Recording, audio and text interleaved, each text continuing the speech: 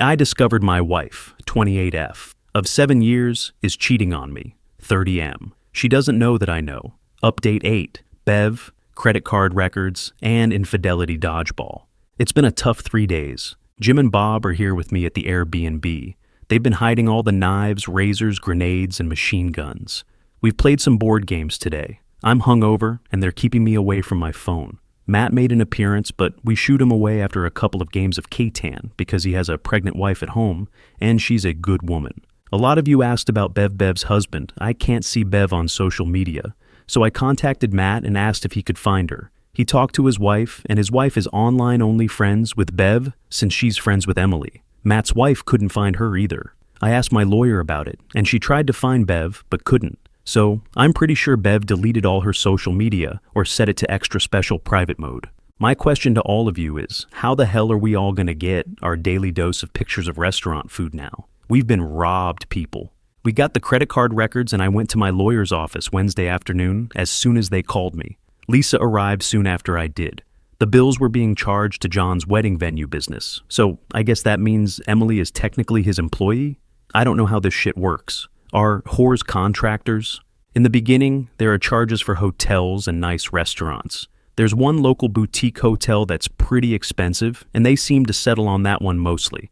That's the one they were caught at by the PY in the parking lot. The hotels and restaurants started with one hotel stay every Friday and a couple of expensive restaurant charges every week. The hotel stays lined up with appointments with John in Emily's appointment book. I'm not so naive that I think they only did it in hotels, though. So there was probably more. $500 for a couple of hours at the hotel, though. John must have been their favorite customer. There was a $1,000 hotel charge on New Year's Eve. I don't know exactly what happened, but what I think happened is that she paid for the hotel as usual with the card. They met at the hotel. Then he took her home to his McMansion until after midnight, and finally he took her back to the hotel parking lot. She didn't Uber, though. There wasn't a charge for that on the card, so John gave her a lift. Such a gentleman. The thing that destroyed me was a charge for $174.61 at local name Adult Superstore, about 3 weeks after she first got the card. Before I get called out, the records we got from the credit card company were a lot more detailed than regular credit card statements. So even though the charge was such and such enterprises, it was easy to connect to the Adult Superstore with the records we got from the credit card company. That's right. Early on, my wife and her affair partner went to the friendly neighborhood sex shop together. Magical. $175. Was it a 55-gallon drum of lube? A gross of teensy tiny condoms? After about a couple of months, more and more charges appeared for Saks Fifth Avenue, local boutiques, spa treatments, gas stations, and grocery stores. A good portion were business-related charges for her salon. John paid for our date nights. I guess this is what was meant by handling me.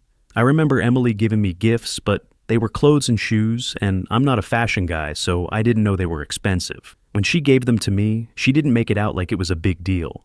It was just, I got you some new shoes and clothes. Try them on for me. And then, ooh, you look so handsome. Aw, shucks, ma'am.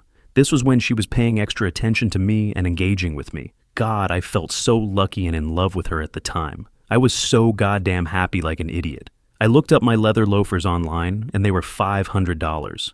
I had 2 other pairs of shoes from her. Emily had told me that she was doing a lot better in her business and that she could afford to foot some of the bills.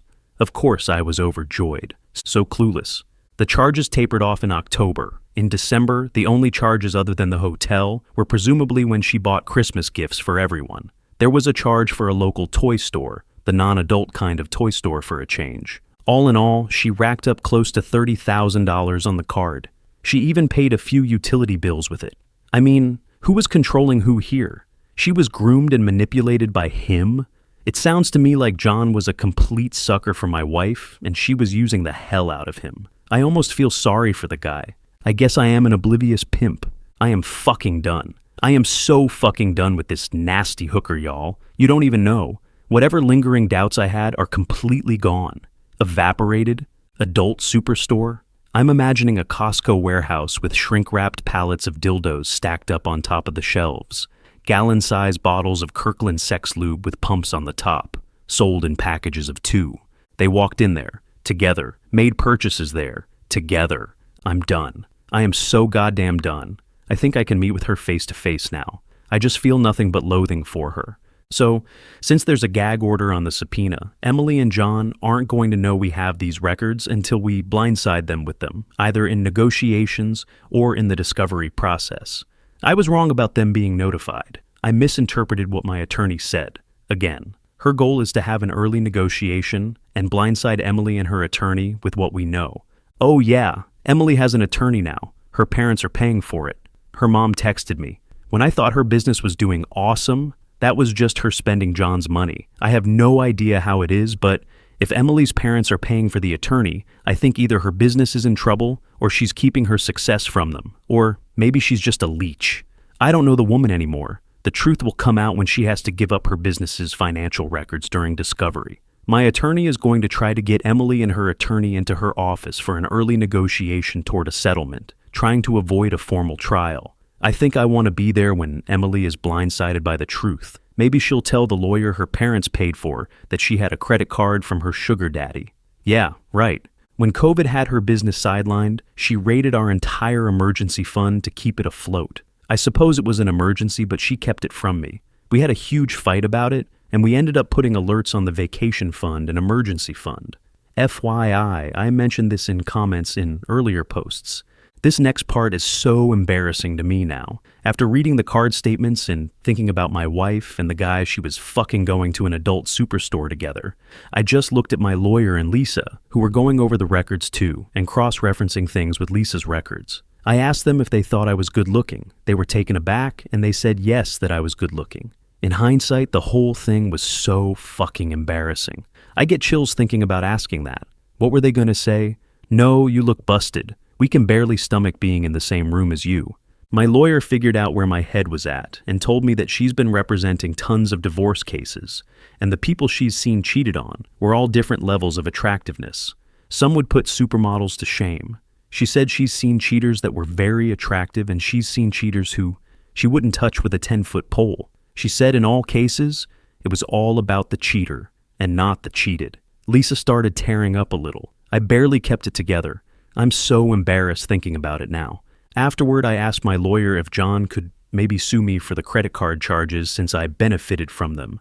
And she said that even though this is America and anyone can sue anyone else for anything, he'd have a ridiculously small chance of winning in court, and no lawyer worth their salt would go after me. Lisa asked if she could sue Emily, but the lawyer shut that down too, saying that Emily was given a card by John, and even though it had her name on it, the person at fault in this case is John, and that all money spent on the affair will be accounted for in Lisa's divorce settlement. Lisa was adamant about hamstringing John totally and completely. There are no alienation of affection laws in our state, unfortunately, so John is safe from me, and Emily is safe from Lisa. I told Lisa in a mock serious tone that she was not getting a goddamn cent out of me, and she and my lawyer laughed. The lawyer said she would be handing over the information to the IRS with Lisa's permission. Audit ahoy, John. I just want all of this in my rearview mirror so fucking badly I can taste it. Congratulations, Emily. You've successfully annihilated all lingering affection and concern I had for you. Mission accomplished. IDGAF. What happens to you now? Have you heard about infidelity baseball? I'm experiencing infidelity dodgeball. I went to my office Thursday and Friday for some in-person meetings and to do some pair programming with a new hire for a couple of days to bring him up to speed on our proprietary stuff. The new hires usually work in the office for roughly 2 to 3 months to evaluate them and to work with the team in person before allowing them to go remote. Since he's on my team, I'll have to go in regularly to help out, but mostly I can pair programs from home. Friday, yesterday, I got a call from the guard station in the lobby that I had a visitor. I asked them who was visiting me, and they said it was my wife. I told them that I wasn't taking visitors today and to tell her to go away. The guard seemed taken aback by that, but said, okay. I ate lunch at my desk, and the new guy went out to eat. He came back and told me there was a total smoke show waiting for me just outside the building. Some of my colleagues were like, really? And got up to go look. She had seen his IDG card because he's new, and wears it on a lanyard around his neck, rather than shoving it in his pocket like everyone else. I told him I wasn't interested in seeing her, and he looked at me like I was crazy. I explained that it was my STBXW. I know he was trying to make friends with the senior guy, and he was a little socially awkward, so I tried to downplay any annoyance I had.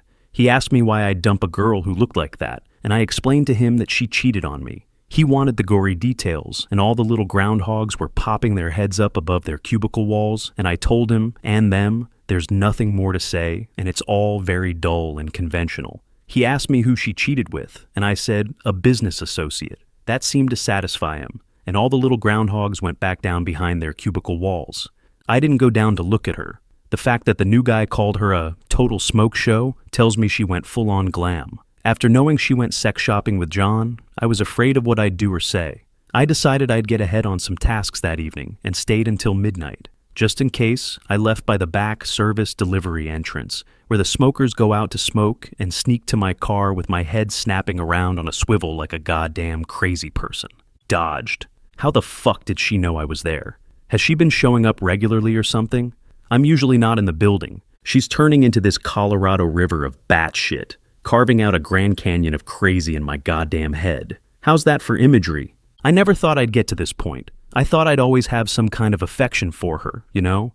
Some kind of pity. But I'm done. I'm completely done. She could tell me she had terminal cancer, and I'd feel the same way as if a total stranger told me. I'm so sorry. I hope you're wrong and it's not terminal. If not, I hope you don't suffer too much.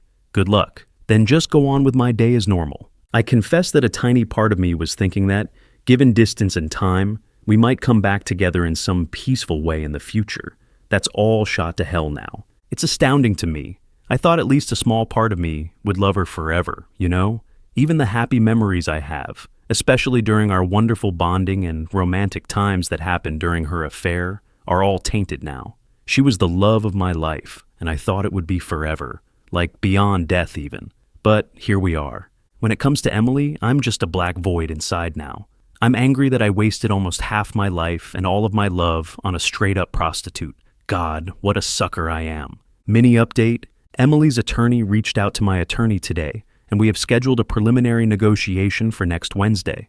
My attorney said I didn't have to be there.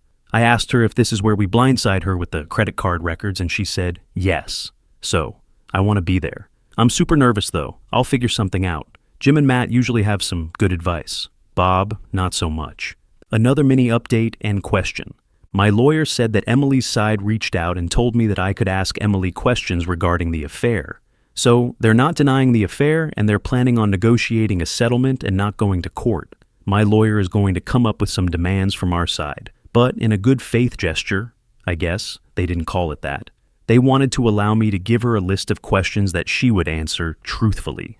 Like I said in my comments, I enjoy reading science fiction and fantasy as much as the next guy, so I'm wondering what you guys think I should ask. Seriously though, I was going to ask about what happened on New Year's Eve. IDK if I want to know about sex shopping. Maybe it's a waste of time though. Maybe I'll just ask her, prove the Koletz conjecture for all positive integers.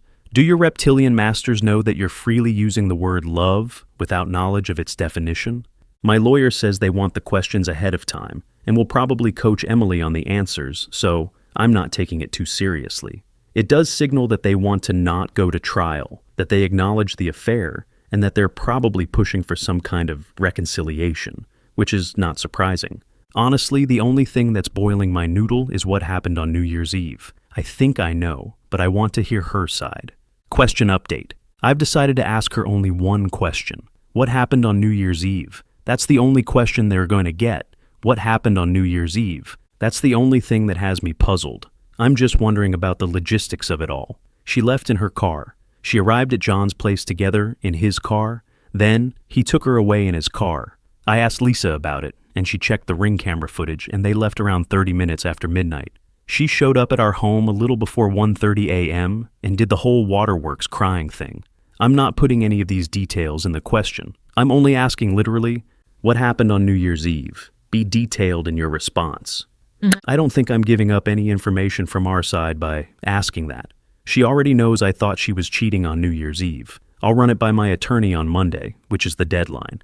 She told me that she needs to approve any questions beforehand anyway, so we don't give up any potential surprises beforehand. I don't think this will reveal anything new.